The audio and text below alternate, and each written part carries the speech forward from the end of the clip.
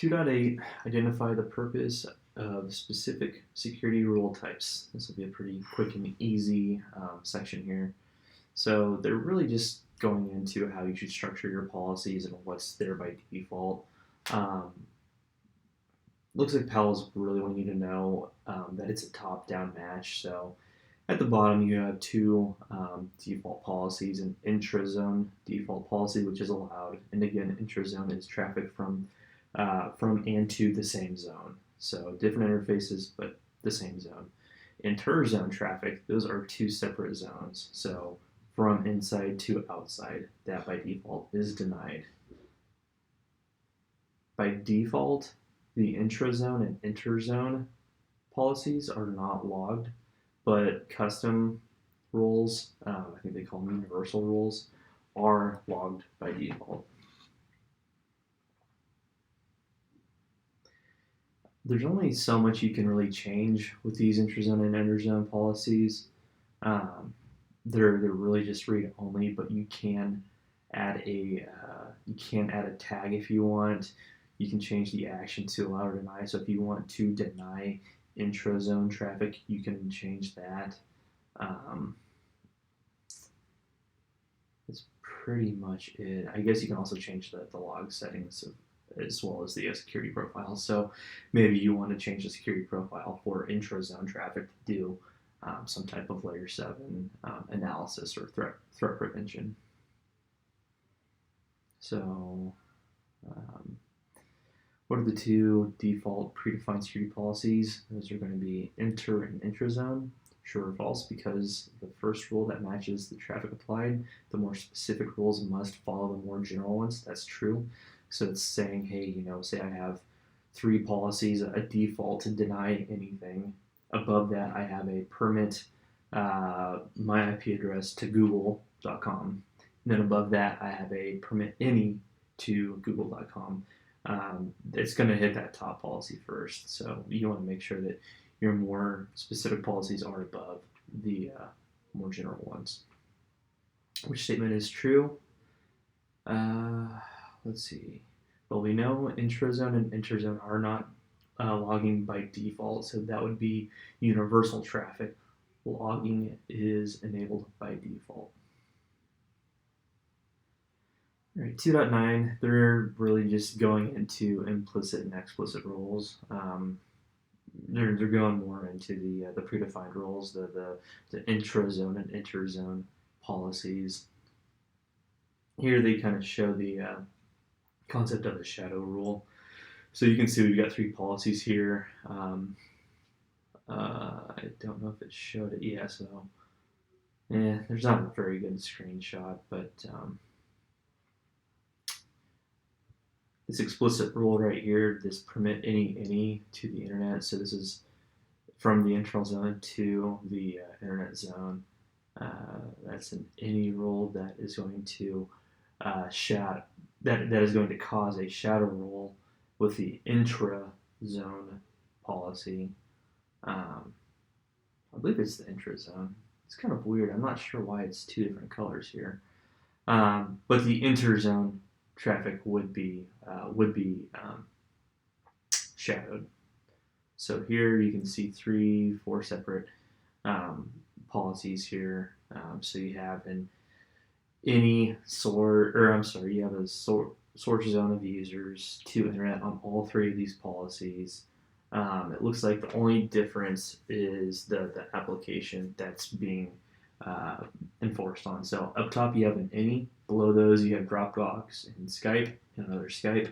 So those are all going to be shadowed because the traffic's only going to hit policy number 1 and it's going to be allowed. So traffic will never hit policies 2 and 3 in this case. So those are what we call shadow rules.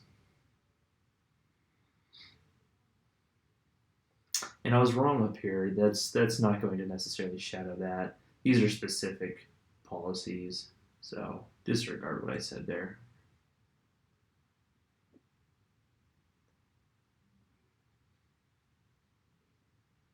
When you commit, you will get some warnings if you have some shadow rules.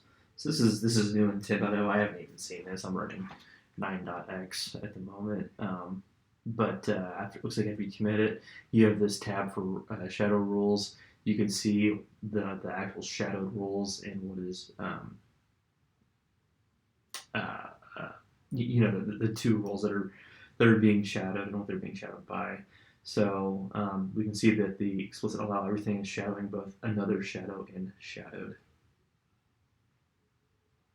The security rule hit count. I think this came around in 9.1 if I remember right. Maybe 9.0. I could be wrong, but it uses hit counts kind of like an ASA, but little better because it will not only tell you how many times a policy has been hit, it will also tell you that the first time that it was hit. So if you put something in some policy in place, and it didn't get hit until 3 weeks later, that's usually something good to know. Maybe you can correlate changes, and then the last hit. So has this policy been used in the last year, or however much time that you're looking at? So those are good things to have. The hit counts do stay after a reboot. However, in my experience, they have not synchronized in HA. So if you have an HA pair, and you fail over, your policies will not carry over. They'll stay with the firewall that actually processed the data. So yeah, that's pretty much it. The only way you can manually reset the hit counts, and I guess if you rename it, it appears to reset the hit counts as well. And over here you can see these policies over here. It says 71 hits the first time it was, or the last time it was hit, as well as the first time it was hit. Now let's go do these. I haven't looked at these yet. What are the two default predefined security policies? Again, that's going to be inter and intrazone. True or false, best practice is to enable logging for the two predefined security policies. True, they suggest logging on all policies. And by default, the inter and intrazone default policies are not being logged on. What will be the result of one or more occurrences of shadowing? Well, you're not going to get a failed commit. We saw that the commit succeeded. You're not going to get an invalid config. A warning, yeah, you do get a warning when you commit it. Also, you'll get some. There's an option to I believe there's an option to. No, I'm sorry. Disregard that. It's just a warning. You're not going to get any type of alarm window. Which type of security policy rules most often exist to the two predefined security policies?